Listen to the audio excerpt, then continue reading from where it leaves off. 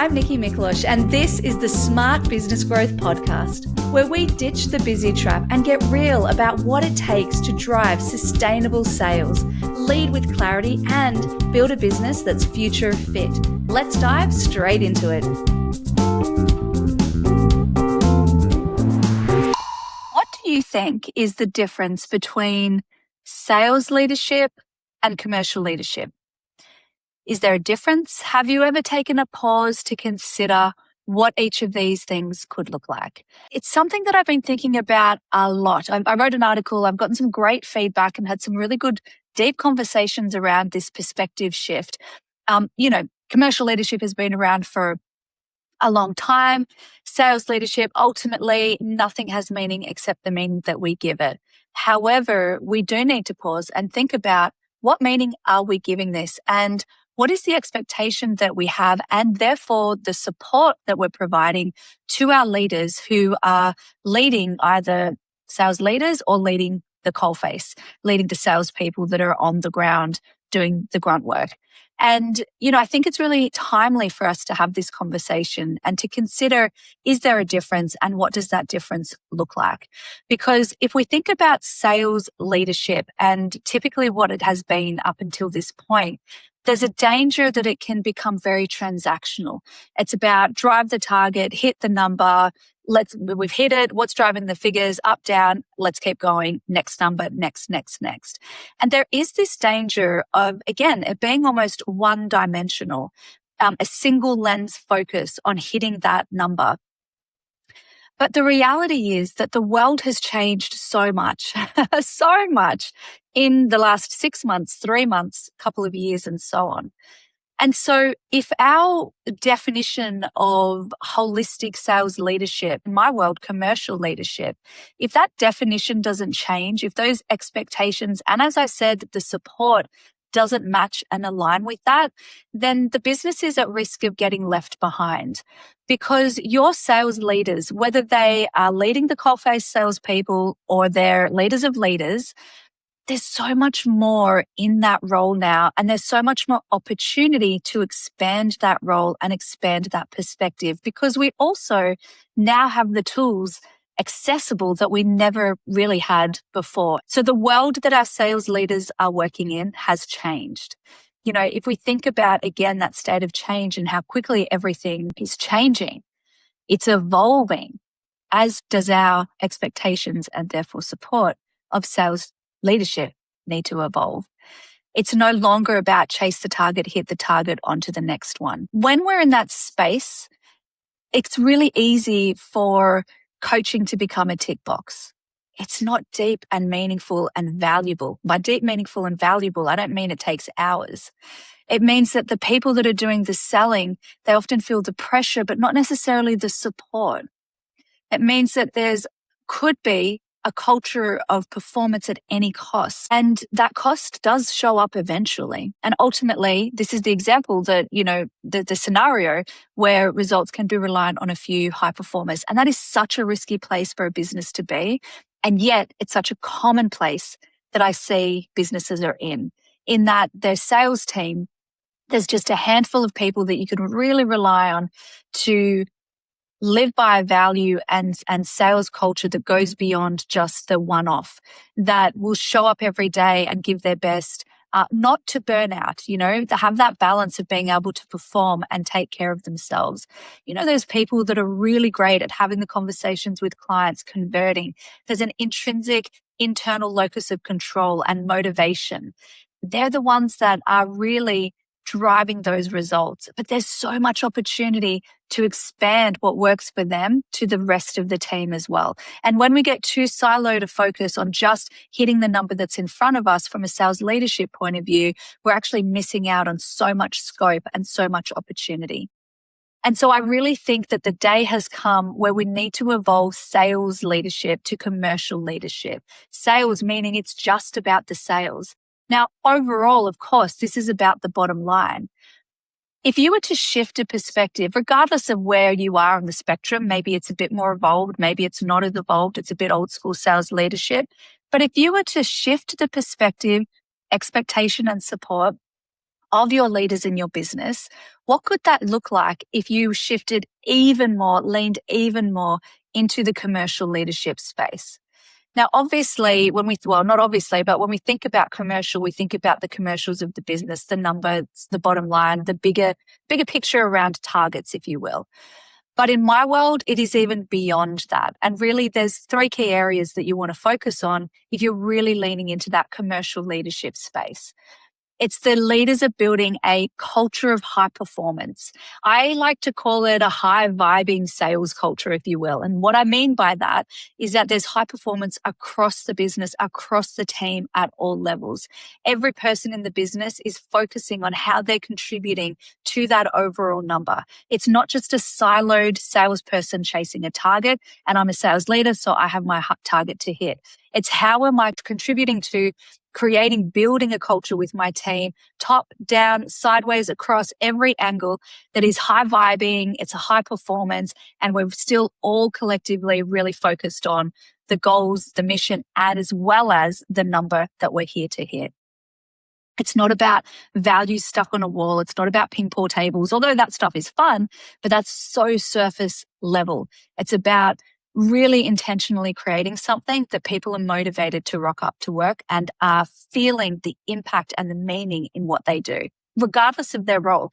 This is really important to consider, not just the direct salespeople, the support people, the marketing team, product and delivery, every area of your business. Are they all a part of this cohesive, high performance, high vibing sales culture? The other thing you want to look at to make sure that there's a commercial element to the leadership is that they're being upskilled to become great coaches. It's not just about training, development, mentoring. There's often a gap that's missing, which is the coaching piece that sits in between training and mentoring. I was reading a Salesforce state of sales report recently that said 75% of people surveyed said that they're more likely to hit their targets when they have a coach or mentor.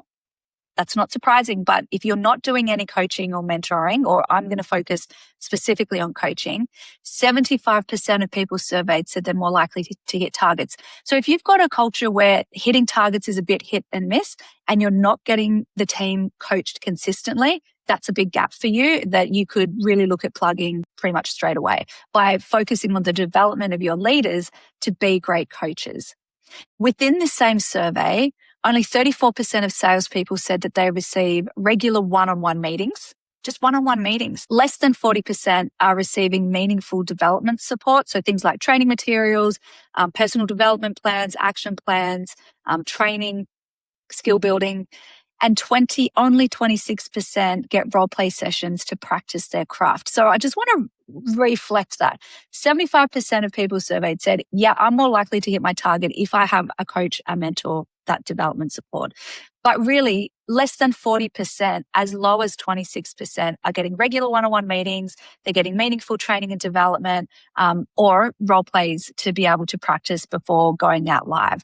This is huge. And these statistics say to me that there will absolutely be a portion of you that are watching or listening that fall into this bucket. And I'm not throwing any shade because, I get it. We're all really busy. There's so much happening. It can be really simple and easy for it to be the last thing, particularly if you don't have a cadence already in place around coaching conversations. So think about where you sit within those statistics, because what this also tells us, and a big theme from reading this sales report, was that salespeople want this support. They want the development. It's not just about a 2-day training offsite anymore. I would argue that was that ever the most effective way to do it. But, if we come back to these days, there's so many tools and resources available, and it doesn't have to be War and Peace. So they want it, they need it, they know they get better results. It makes logical sense. They're often bought in and they see the value in it, but there's a big gap in actually delivering it. And again, I bring that back to commercial leadership is not just focusing on the numbers. It's focusing on, am I skilled as a leader to be able to coach my team? Whether you're a leader of leaders or a leader of the frontline salespeople or not even sales, just a people leader.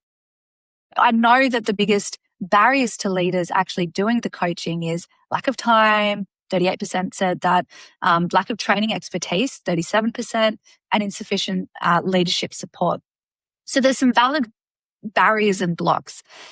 But again, if we think about, we're redefining the role of the sales leader, we're broadening it to commercial leadership. It's knowing the numbers as well as creating that high performance culture, knowing the goal and where we're going to, bringing everybody along for the ride. It's facing these barriers and blocks when it comes to time or skill or support to be able to coach, so that you can chip away at it and actually start giving your people what they need, what they want. It could be a capability problem, but it could also be a capacity problem. So whoever's listening to this, really face it. Whatever is resonating with you as I talk through this, think about what could be one small solution or one small step to be able to crack the code, to have the skill, the capability, as well as the capacity to be able to coach. And I think the other thing to really think about when we're looking at commercial leadership, yes, it's about the culture and the goals and the numbers. It's about the coaching and the development of the people in your team. It's also having a holistic view around performance management. Sales performance is not just about skill. It's never been. It's really about understanding that what's showing up in the numbers is a downstream result of what's happening within the team. Yes, there's confidence levels, there's clarity of role, there's quality of feedback conversations. It's, are you equipped and confident and not avoiding having the tough conversations? Or are tough conversations, hard conversations, or even just awkward conversations, are they being quietly avoided? Now, if you're a leader of leaders, I want you to really think about where are the little pockets that, your leaders might be avoiding tough conversations. And if you're a leader of a direct team, then let's think about it for ourselves as well. Because when performance management isn't consistent, when standards aren't clear, when underperformance is tolerated, and I'm even talking about the little things that we just let slide because it's not worth that tough conversation. It means that follow through can be really patchy. It means that not just the individual, it doesn't affect just the individual that you're maybe avoiding a conversation with. It actually affects the whole team. Everybody feels it, and it makes it even harder for you down the track. So standards are being dropped. Little things that you think don't add up to much, are being falling through the cracks. These things build and build, and they can get a lot bigger. So commercial leadership is also about absolutely holding that standard, about making sure that performance is being managed holistically. Yes, it's things like KPI conversations about, performance, the stats, the numbers, but it's also equally as important to have those conversations about behaviors and, making sure that we don't let things slide. Now, I recorded a whole separate episode on how to have tough conversations. So we'll link that episode in the show notes here as well. Really worthwhile to listen to if you kind of resonate with some of those key points that I mentioned. Reality is that if you stay in this sales leadership mode, as opposed to really branching out and expanding the perspective to commercial leadership, is that you stay in a single lens approach instead of a multi-lens, multi-dimensional world. We don't want sales leadership to be transactional. We don't want you to just focus on numbers and targets and short-term output, because that is where the success of your sales team and the business as a whole can become really fragile. We want to talk about sustainable foundations of success for the long term so that you can really navigate whatever is thrown at you around the corner, whether that's massive opportunity and you're trying to keep up, or if there's, risks and opportunities are being missed or negative impacts on your business. Really expanding sales, one-dimensional, one-lens sales leadership to expand that commercial leadership focus will set your business up for success down the track, regardless of what type of high-quality problem you'll be facing. This is not about doing more, my friends. This is about leading differently, leaning into what might already be there, but you just haven't actually taken with both hands yet.